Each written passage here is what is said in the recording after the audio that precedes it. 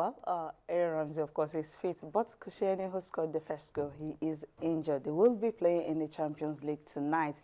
Well, for Arsenal, Arsene Wenger was actually thinking of recalling Mertesacker, and some of the players who were in the German squad that won the Champions League. Apparently, in the defense right now, he doesn't have any excuse anymore not to call Per Mertesacker. No thanks to the injury suffered by Laurent Koscielny. So definitely, Mertesacker has to come into the team. And this game against Besiktas is it's going to be a very tricky one. Besiktas playing well in Turkey. By the way, they are in the Champions League because of the ban by UEFA on Fenerbahce. That's why Besiktas are in the Champions League. And Maba, he's been scoring. The last round, he scored a hat-trick. So Arsenal definitely have to be firing on all cylinders. Everybody has to be fit and ready. They have to make use of every talent, every player they have right now to try and execute this particular tie. So I think Arsene Wenger, he knows how to handle this. He's sort of become an expert when it comes to qualifying for the Champions League, the final qualifying stage, because he's done this how many times now?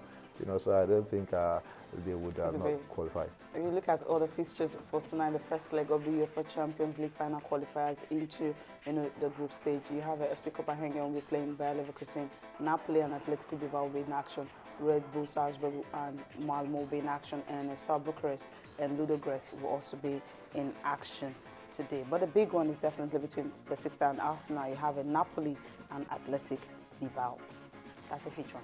Okay, going on now. So talking about World Cups, the Spanish Super Cup tonight between Real Madrid and Atletico Madrid. Well, Real Madrid is saying it will be a tough one because after they won the European Super Cup, they won it so easily. Cristiano Ronaldo was on form. He wasn't in that same form he was on at the World Cup, but coming into the league where he's on form. For Real Madrid, Atletico Madrid, who will you give the first leg to? Of course, looking at this one, just what you want to light towards Real Madrid, based on the fact that Atletico have lost a certain core, of the team that was so dominant last season. Talking about the likes of the main striker, Diego Costa, he's no longer there, although Mario Mandzukic, I think, is a very capable replacement. Well, Felipe Luis out also, and Courtois, very, very big blow for them. But, Atletico Madrid, I think... But how would they cope? Because you're looking at three key players, a defender, and a striker, we are hearing that Diego Godin might leave. Godin might leave for Bayern Munich. It's not confirmed yet, but we hear Bayern are turning their attentions towards him based on injury for Javi Martinez. So let's just hope he stays because of Atletico Madrid. But going into today's game, I think Madrid, with all the firepower they acquired, I'm talking about James Rodriguez, Toni Kroos, not forgetting Di Maria is still there, despite speculation that he might leave. He's still there. We saw him play in their last match. So I think Madrid might just be too much for Atletico. This first leg, especially this first leg, I think Madrid will get this one. I'm leaning towards Madrid. Well, one thing about Atletico, how do they manage every season? They get to sell their best player, and of course, they still come back and compete with the likes of Barcelona and Real Madrid. How do they do that? And look at the players they've acquired this season. You think those players will be able to fit in and give them maybe a trophy this season? It's a system, it's sort of, I can compare them to Porto. Okay. Because, making so much money. It's like every time they lose very key players that apparently performed well the season before, but they just about manage to always hang on with the big boys. Look at the list of players that have left Atletico, starting from Fernando Torres. I'm talking about strikers now. Diego Forlan, Sergio Aguero. Look at quality, but they won the league last year. It just shows you that they have a system that works for them, and so I think you forgot to mention Falcao. You can imagine in all the madness, forgotten Falcao, who was tremendous for them, 2 or 3 seasons ago. So definitely, I think it's the mentality they have already. They just believe that they can always compete with the best, and apparently it's working for them. And the coach they have right now, Diego Simeone, tactical genius, like I say, his team personify his playing style, the way he used to play when he was still playing. If you see Atletico Madrid, they need to be more disciplined on the field of play.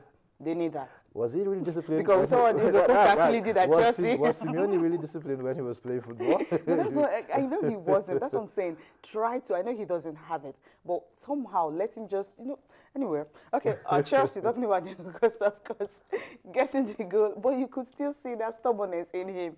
He displayed that when he played against Chelsea. I think if you remove that from his game, it might affect him. That's how he is. That's how he plays. It should just temper it a little bit. Okay, that's what it needs to do. Another story in that particular game is everyone actually expected PT2 to start, and of course we saw Couture, at the goal post. And another thing is that's what I expected that. But another thing is Jose Mourinho said he's not leaving, that he's staying. But can PT2, as big as he is, can he really be number 2 for Chelsea?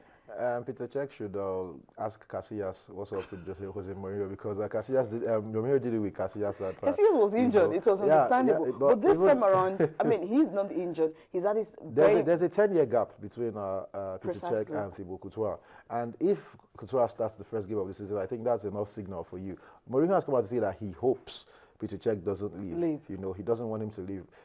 By saying that already, you're saying that you're trying to tell us that Thibaut Courtois will be number 1, and the goalkeeper of Peter Cech's caliber will be number 2. Peter Cech is just 32, relatively young in goalkeeping terms, and I think there will be a host of clubs waiting, a host of big clubs waiting to snap him up. So I think it will be hard, but Peter Cech has also come out and said that he will stay and fight for his shirt. So that's the normal talk. But let's see how it will happen.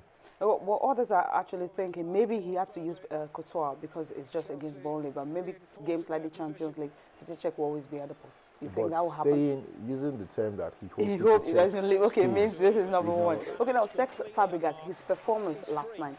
What do you make of it? You think Arsenal fans are really losing? Yes, I was actually surprised when they let Chelsea get Fabregas, because it was Mourinho in that position. Having first refusal on such a player would not allow him to go to a rival. Because although Arsenal fans will come out and tell you that Arsenal did not need him because they have a lot of players in that midfield. But if not stretch, I don't agree with the school of thought that says you should strengthen your rivals. Fabregas is class. Fabregas, when we saw him at Arsenal, when he was at Arsenal, a great player. He went to Barcelona. He refined, he refined his game and everything. And now he's bringing that back into the Premiership. Look at that touch for the goal. It was a delicious pass. You run out of superlatives to describe that pass. It was just exquisite. It was beautiful, and the weight of the pass perfectly weighted and everything. So I think Fabregas will thrive at Chelsea. He will really thrive at Chelsea, and I think it's Chelsea's game. It's definitely Chelsea's game. Okay, quickly before we go into NBA, of course, the Clippers issue. Luis Suarez. He actually made a debut yesterday, against Leon. That's talking about for Barcelona. And the fact he didn't score, but coming back, how do you think he will feel right now? Because he was expecting not to even need a football pitch performance, but right now at least he could play friendly. Trust me, he is a very happy man right now, because even if he was not going to play football, he was not going to go there a football stadium for 4 months, but now it's just competitive games, so it means that he will get to train with the team and do every other thing that players would do, just except play in a competitive game. And I think he cannot wait for the El Clasico, because that's when he's going to make his debut, October 26th, right? That is where he should make his debut, because his ban will end on that weekend. So definitely, and he'll be training with the team, so he would have already known the pattern and everything. I cannot wait for that. The script writers are good. People that write the scripts for football, right? Really, really good. They're brilliant. Okay, that game actually ended 6-0 in favor of Barcelona. Now, talking about LA Clippers, well, the owner actually met with the fans for the very first time last night. Well, let's just enjoy the ceremony. It was huge. It was fantastic. He had to be part of them because he actually loved what he was saying. Well, let's just get to enjoy it, and we'll come back. We'll get to listen to him, what he was saying to the media immediately after he met with the fans.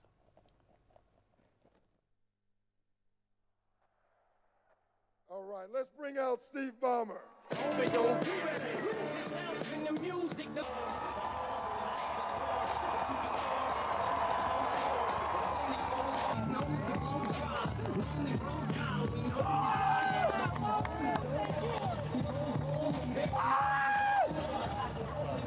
The moment you own it, you better never let it go.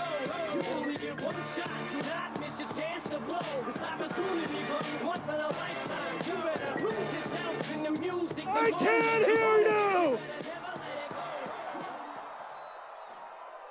Do we have any Clipper fans here? I can't hear you!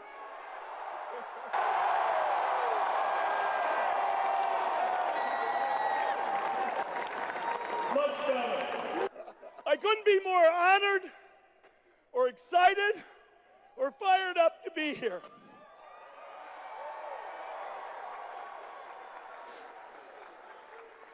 We're looking forward. Everything's about looking forward from today on. Clutter, I'm not using that word anymore. No. We made lemonade out of lemons and still won 57 games last year and got pretty darn deep in the playoffs, but not what we wanted. And it is fantastic for me to have this opportunity.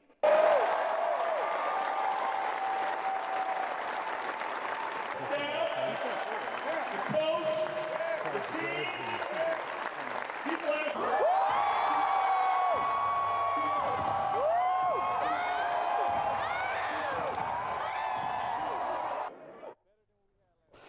Well, we didn't get to listen to some of the fans, how they feel about that. Well, for him, he feels LA Clippers, of course, will remain in LA.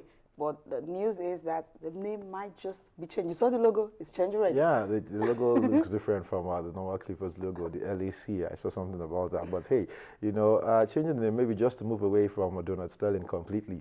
You know, that's why they might be proposing things like that. But I think, you know, Clippers, new lease of life, you know, like a breath of fresh air. Yes. Steve Ballmer, see how pumped up he was. Of course, high-five you know, between him and the fans and all that's a that. multi-billionaire there, and you see how it's just, you know, So interacting simple. with people, simple, happy, having fun. And I think if they continue, if they go with the spirit, they might just go far. They were in the playoffs last year.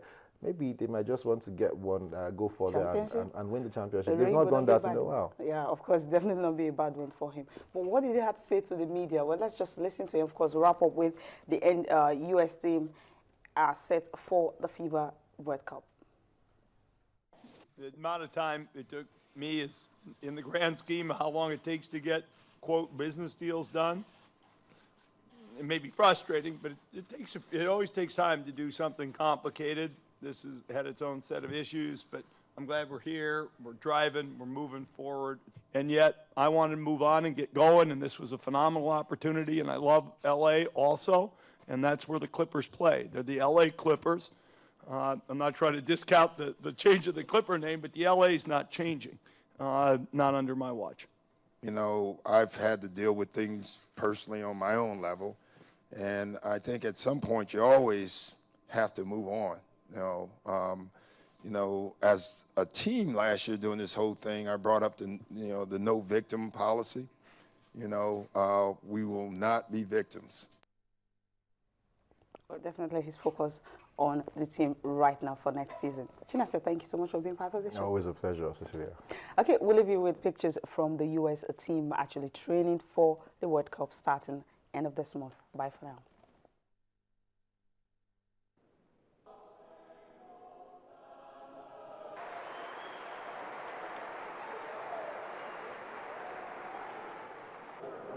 We had a different team.